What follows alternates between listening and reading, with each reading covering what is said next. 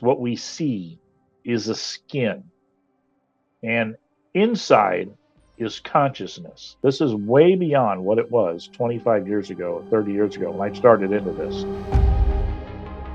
These entities bring a message, and that's the important thing that needs to look at. You need to look at here. What is this message that they're bringing? This message is always anti-God. They say that there are gods, anti-Christ, anti-Bible. Everything that we believe about Christianity, they say is wrong. So we've got alien beings coming vast distances across space, the universe, just to preach to us that Christianity is wrong.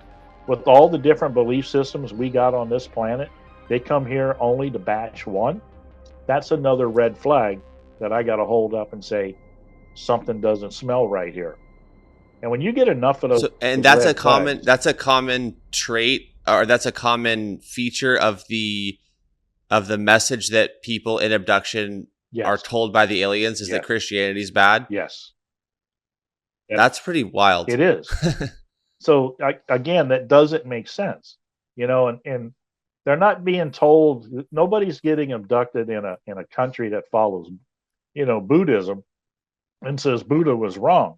No, you're not getting any of that. It's only to our Christianized nations and belief systems. I remember, have you seen that documentary called Expelled? Yeah. That deals, okay, do you remember the scene toward the end of that where Ben Stein is sitting across from Richard Dawkins and he says, okay, let's grant you theoretically that there is no God. So then how do you explain the reality that we all inhabit? And he says, well, I'll admit that there is a lot of signs of intelligence and it's growing. Our DNA is pointing to that there's some intelligence here. And there's a lot of other things that are so finely tuned, that are so bearing the markers of design and intelligence. But, maybe it could be that we were seeded here. Maybe it's, intelligence from another planet. Maybe humanity was seeded here. What do you think is the possibility that intelligent design might turn out to be the answer to some issues in genetics or in evolution?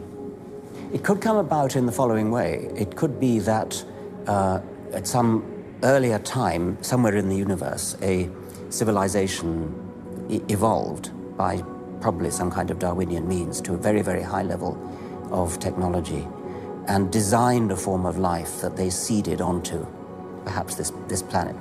Now, that is a possibility and an intriguing possibility. And I suppose it's possible that you might find evidence for that if you look at the details of biochemistry, molecular biology. You might find a signature of some sort of designer. Wait a second. Richard Dawkins thought intelligent design might be a legitimate pursuit?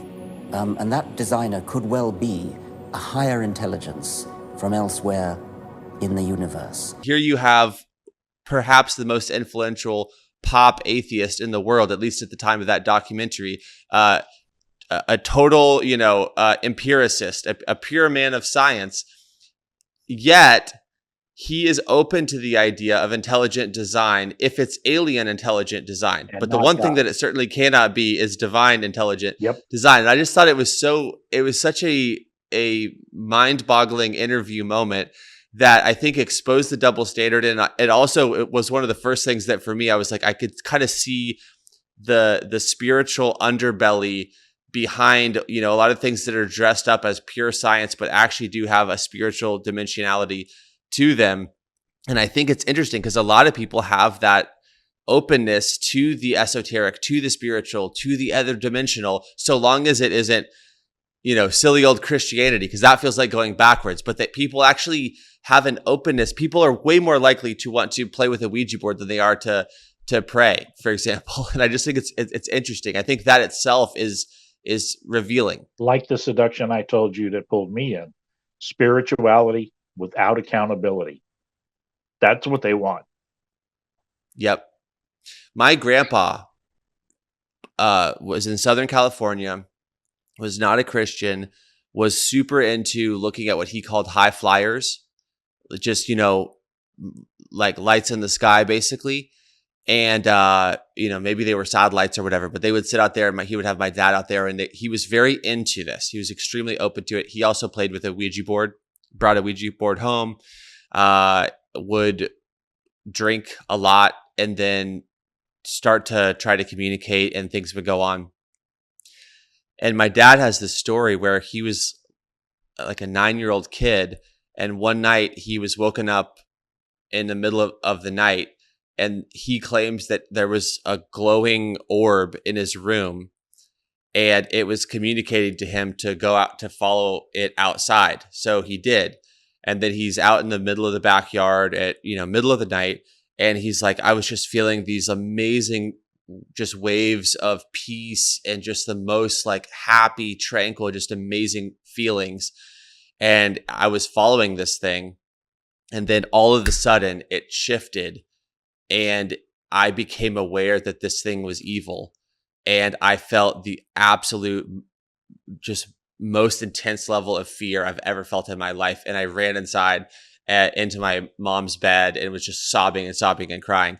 And I actually got the chance a couple months ago to corroborate that story, or to ask, do you remember a particular night when my dad just came freaked out running? And she's like, oh yeah, I remember that really well and everything. So anyways, that's been something that I kind of have in the back of my, just personal family story, where you have some of these common elements that you talk about. You have, for one, you have alcohol, mm-hmm. which I think is interesting. The way that substances kind of can play.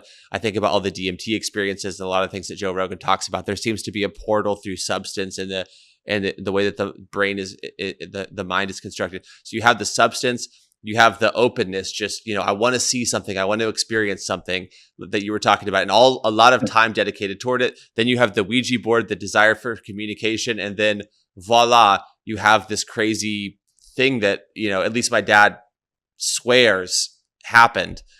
So anyways, I have that in my mind as a reference point that is from a source that I, believe and trust, that has a lot of these common elements that you talk about. And, do you know John Burke, by the way, he wrote a book called Imagine Heaven about near-death experiences? Okay. I haven't released that podcast yet, but I was talking with him a couple of weeks ago. And it's really interesting, the commonalities within near-death experiences and some of the stuff that you're talking about as well, because it's a different experience. Yes. But there's a lot of overlap with what the NDE experiencers and your area of expertise have. So, which I also think is interesting, kind of that multi-disciplinary overlap. Even again, back to those red flags that make you go, wait a minute, this doesn't make sense. Why do we have case testimonies where people who, in the so-called abduction experience, being on board an alien spacecraft, they meet dead relatives? How does that work? That's a major red flag to have that connection going on. And the connection where, again, back to the drugs and openness through twisting of the mind through alcohol or some kind of psychedelics, even with the ones at the DMT tests that were done out in New Mexico, the people that were actually part of the testing, some of them actually said that they had encountered these same alien grays during a DMT experience. How does that happen? If these are so-called alien beings, physical alien beings, extraterrestrial biological beings, how do they end up in your trip, when you're doing some kind of drug? That doesn't make any sense. And for them to have your dead relative on a spaceship, that doesn't make any sense. This whole thing is showing that this is not a physical experience. And this takes us to the UFO side. What are we actually dealing with on the UFO side? One of the craziest things I heard was Jack Sarfati, super physicist. He made a comment trying to describe this UFO, these UFOs, UAPs. He says what he sees them as is what we experience, what we see is a skin. And inside is consciousness. And I thought, bingo, he's just described the manifestation capability of a spiritual being. These blocks are not blocks. These gaps in information are definitely gaps. There's just no information there. Now, gaps in information is also, of course, a major problem when it comes to the news. But imagine a tool that lets you quickly analyze different perspectives, giving you a more independent view of the news. Well, that tool is called Ground News. It's an app and website that gathers related news into one place to show the full spectrum of viewpoints. Check it out at ground.news/DDW or scan the QR code right here. Here's an example. Pope to meet Papua New Guinea Catholics who embrace both Christianity and indigenous beliefs. So you can see here, this story has been covered a total of 93 times with a biased distribution breakdown of 20 left, 12 right, 34 center. And then additionally, you can see a biased distribution here, which lays out sources based on percentage across the spectrum. I can also easily compare headlines and start to see how narratives differ for each source. For instance, a left-leaning source calls Christianity a recent addition to millennia-old beliefs, while a right-leaning source says the Pope of the peripheries arrives in Papua New Guinea. Another great feature is the blind spot feature, which highlights stories disproportionately covered by one side of the political spectrum. So you can uncover important stories you may have missed based on your reading habits. I like Ground News because I'm always trying to understand different perspectives. And with Ground News, I can speed up that process, aid in my critical thinking, and have more productive cross-aisle conversations as well. Right now, Ground News is having their best deal of the year. You can get 50% off their Vantage plan for just a limited time. I encourage you to sign up to see for yourself at ground.news/DDW or by scanning the QR code right here. Because when these beings manifest, they have the capability to manifest into the physical realm. We have scriptural stories that explain that, that go back thousands of years.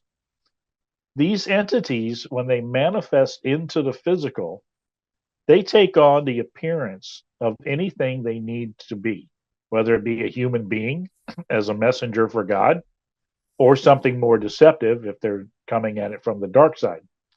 They can take on the appearance of anything, whether it be, a metal craft with actually having weight to it, but it's still just a manifestation. That manifestation, they're not creating something in our realm, coming from their realm. They're manipulating energy and matter to be able to give that appearance. But remember, it's still a being. That being is changing its form to be able to appear as whatever it needs to be. And that need is deception. The whole purpose of this is delusion, deception, to get us to be deceived and follow this. Okay, society's looking for a savior from the stars to help us take away all of our problems, Sadly, they don't want to accept the one that already came. That's the sad part. They don't want that one. We want a new one. That's what the whole focus is here. We're looking for something to save us from our problems, to give us free energy, to give us something that'll stop diseases, Well, the biggest piece from what I've heard you share that caught my attention initially was the fact that the name of Jesus has power and authority over what people believe are abduction experiences. To me, that's just so that was the connective dot that caused me to really see the viability of this theory, because, and tell me, feel free to add to this, whatever, but let's just hit a couple of the bullet points here. Like you said, there are let's call it 4% of the population in America believes that they have been abducted. Sure. Usually, they, or at least often, it sounds like they don't like it. Like they have some PTSD or some sense of this was, a very impactful life experience. Yes. That's not necessarily amazing. There's messages communicated by these entities that are anti-Christian, anti-gospel, anti-God. They respond in a consistent manner to the name of Jesus, and that that he has authority over them, and they actually will stop the experience once that is deployed. And like you said, even with the UFO side, there's kind of a biblical precedent for that type of, I think about that scene when Joshua's fighting, and for a moment there, the kind of veil is lifted, and he's able to see the unseen realm. And so there is a biblical precedent that we wrestle not with flesh and blood, but against that there is another dimension or another realm that is kind of layered over top of our three-dimensional reality. So I don't know. I'm just trying to connect some of the pieces here that you've laid out in a condensed manner so that people, and then I guess what we were just talking about, that there's some of the weird connections that don't make sense in a pure interplanetary physical scenario. Like, why would drug experiences connect you to these interplanetary characters? Why would NDEs connect you to these same type of experiences? For instance, Are these Ancient Aliens likes to use these cave dwelling artwork to show you that these people from long ago met aliens, at some time that were here to help them or whatever.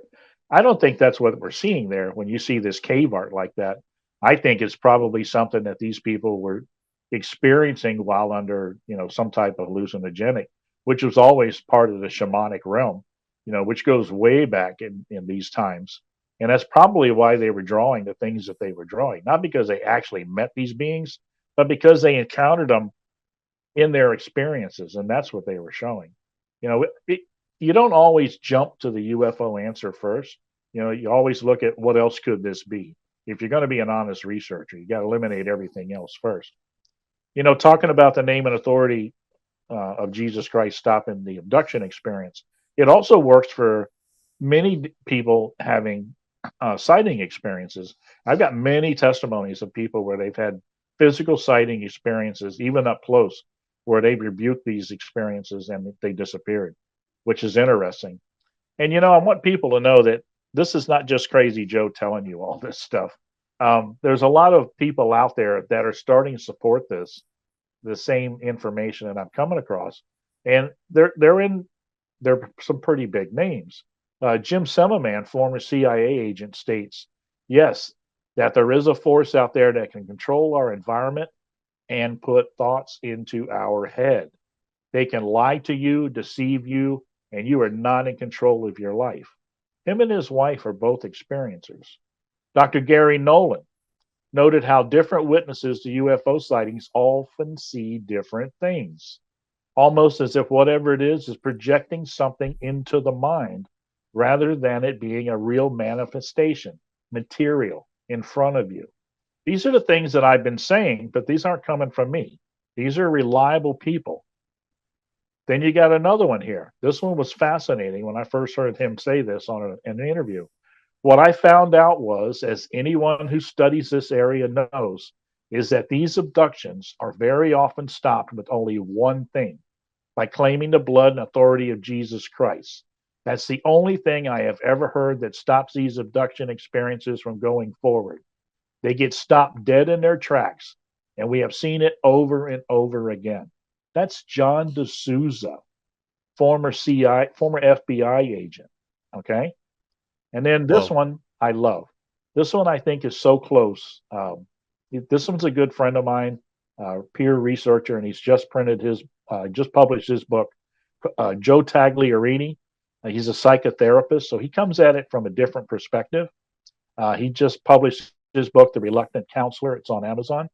So what connection am I seeing here? My understanding is that this alien message, the majority of this purported non-human biological mixture of expressed technology, spirit, and flesh brings, is one of confusion. This in turn indicates that their own potential confusion. I am convinced that these entities are spooked by us, perceiving an image of something they desire to become. Yet as humans, remain unaware of who or what we truly represent.